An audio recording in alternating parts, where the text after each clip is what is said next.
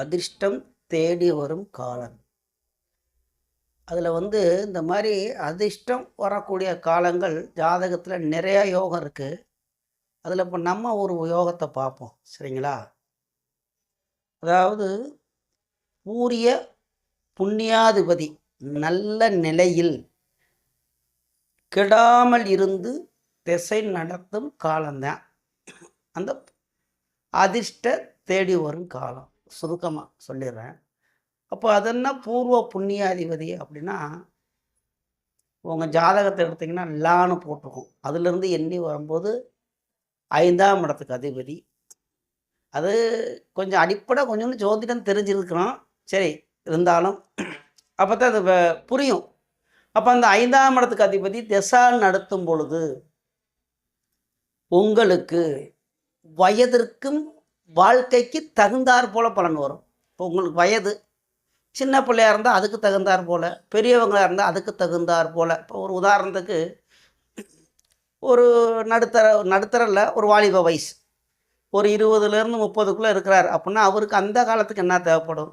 சொத்து தேவைப்படும், வேலைகள் தேவைப்படும், மனைவி, குழந்தை, இது அவருக்கு அடிப்படையாக தேவைப்படும்.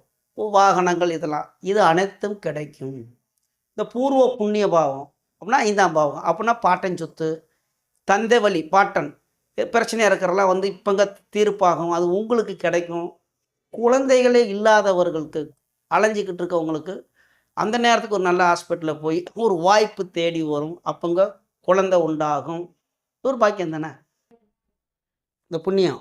அதே மாதிரி வீடு கட்ட தொடங்குவீங்கள் பூர்வ புண்ணிய இடத்துல தான்.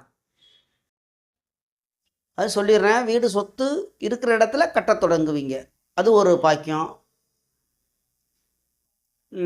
பாட்டன் பூட்டன் சொத்து கிடைக்கும் சொல்லிட்டேன். அப்புறம் என்ன வரும்னா, இதெல்லாம் கிடைக்கும் போதே இப்போ வீடு கட்டுறீங்க, குழந்தை பிறக்குது, கல்யாணம் ஆயிடுச்சு, வேலை கிடச்சிருச்சு, இதெல்லாம் கிடைக்கும் போது தானாக தேடி வரும் அந்தஸ்து, புகழ், கௌரவம், மதிப்பு, மரியாதை தானே. இது வந்த உடனே இது தானாக வந்துடும். இதுதான் கெட்டது பேச வேணாம், அது போகும்போது போயிடும், அது வேற. இது வந்தாவே நம்மளை எல்லா பேரும் மதிக்க ஆரம்பிச்சிடுவோம். சொந்தக்காரன் பந்தக்காரன் எல்லாருமே கும்பிட போட ஆரம்பிச்சிடுவோம். கும்பிட்றேன் சாமி, கும்பிட்றேன் சாமின்னு கும்பிட போட்டுருவேன். அப்போ மதிப்பு மரியாதை தானாக வந்துடும். சரிங்களா? உங்களுக்கு மதிப்பு மரியாதை வருங்காலம் எப்படின்னு தெரிஞ்சுக்கங்க உங்கள் ஜாதகத்தை எடுத்து. சரிங்களா? நன்றி, வணக்கம்.